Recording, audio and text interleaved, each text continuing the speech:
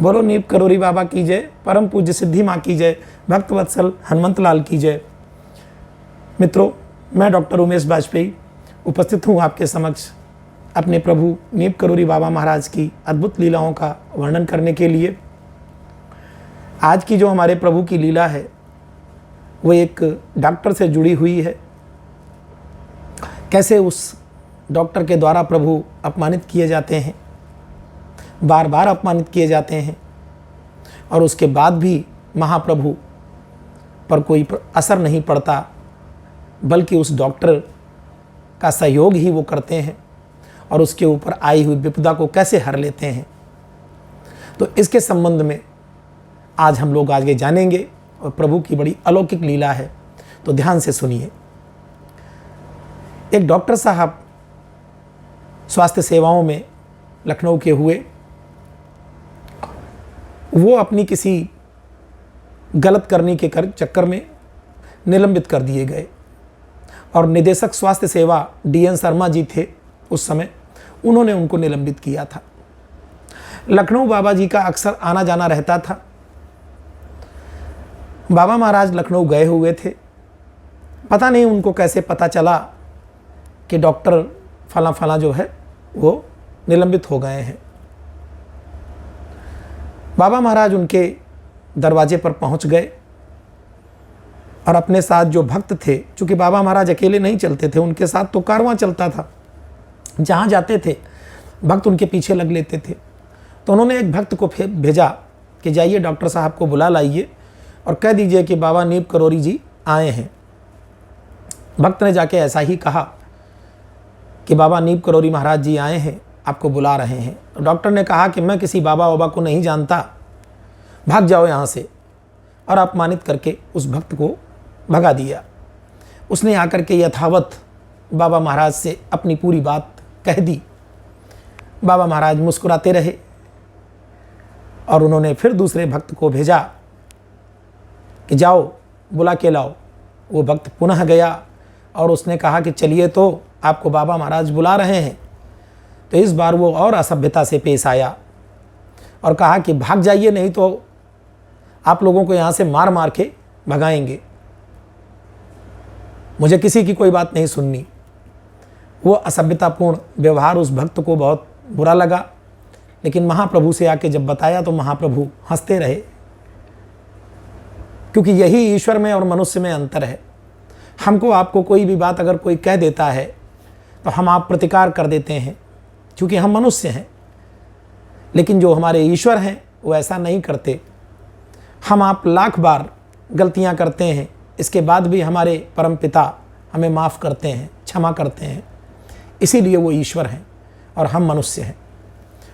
तीसरी बार बाबा महाराज ने एक तीसरे भक्त को भेजा और कहा जाओ और कहो जाके कि मुझको बाबा नीप करोरी महाराज ने भेजा है और डॉक्टर DN शर्मा ने, जिन्होंने तुम्हें निलंबित किया है, तुम्हें उनसे बहाल करने के लिए वो आए हैं, बहाल कराने के लिए। जाके भक्त ने ऐसे ही कह दिया। अब तो डॉक्टर के पूरी सोच ही बदल गई। डॉक्टर, उसकी पत्नी, उसके बच्चे सब भागते हुए हाथ जोड़कर दौड़ते हुए आए और बाबा महाराज के चरणों में गिर पड़े, अपनी करनी पर क्षमा मांगने लगे। बाबा महाराज उस डॉक्टर को लेकर के, जो स्वास्थ्य सेवाओं के निदेशक थे DN शर्मा जी, उनके समक्ष गए और उस डॉक्टर को निलंबित से बहाल कराया। डॉक्टर बहाल हो गया। अब बाबा महाराज के साथ जो भक्त चल रहे थे, जिन्हें उस डॉक्टर ने अपमानित किया था और बाबा महाराज के बारे में भी उल्टा सीधा बोला था, तो उन भक्तों ने कहा कि प्रभु, इतने अपमानित करने के बाद भी आपने इसकी मदद क्यों की, इसका सहयोग क्यों किया? तो प्रभु का जवाब था कि मैं इसका सहयोग अगर न करता तो जो इसके 6 बच्चे हैं, पत्नी है, उनका भरण पोषण कैसे होता, क्या करते वो बच्चे? चूँकि इसकी करनी में, इसके कृत्यों में उन बच्चों का और पत्नी का दोष तो है नहीं, इसलिए इसके साथ मैंने ये किया। तो प्रभु की इन लीलाओं से हमें कुछ शिक्षा भी लेनी चाहिए। हमें सीखना भी चाहिए। काम, क्रोध, मद और लोभ सब हमारे अंदर भरे पड़े हैं, लेकिन प्रभु की इन लीलाओं को सुनने से निश्चित रूप से आप मान लीजिए कि कुछ न कुछ आपके अंदर परिवर्तन अवश्य आएगा। एक बात आप जान लीजिए, 2 मिनट, 4 मिनट, 5 मिनट, 6 मिनट का अगर आप वीडियो देख नहीं सकते पूरा, मैं ये नहीं इसलिए कह रहा हूँ कि नहीं आप हमारे YouTube चैनल को बढ़ाने के लिए, करने के लिए आप देखें, आप बिल्कुल मत देखें, आप कतई न देखें। हमारे ऊपर कोई प्रभाव नहीं पड़ने वाला, क्योंकि मैं अपने प्रभु की लीलाओं का गुणगान करता हूँ। मैं कोई यूट्यूबर नहीं हूँ, न कोई मैं प्रोफेशनल, मेरा ये काम है। लेकिन बताना ये ज़रूर चाहता हूँ कि अगर भक्ति करनी है तो प्रभु की भक्ति के लिए आपको अपने दिमाग को, अपने मस्तिष्क को, अपनी सोच को स्वस्थ करना होगा। प्रभु का गुणगान सुनने से जो आनंद की अनुभूति होती है, जो प्रेरणा हमें मिलती है, वही प्रेरणा हमें सकारात्मक कार्यों की ओर अग्रसर करती है। हम इस समाज में तभी कुछ अच्छा कर सकते हैं जब हमारे अंदर से एक अंतः चेतना, एक सकारात्मक प्रेरणा जागृत हो जाए, और वो सकारात्मक प्रेरणा, वह अंतः चेतना हमारे आराध्य ही जागृत कर सकते हैं। तो हमारे नीप करोरी बाबा महाराज, हमारे हनुमान जी, हमारी सिद्धि माँ, जो लोग इनको मानते हैं, जिनके ऊपर इनकी कृपा है, वो इनकी लीलाओं को सुने, पढ़ें, इनके बारे में जानें, इनके गुणगान को सुने और आपस में चर्चा करें, और देखिए आपके सभी कष्ट कैसे सने सने कट जाएंगे। एक बात आपसे और कहना चाहता हूँ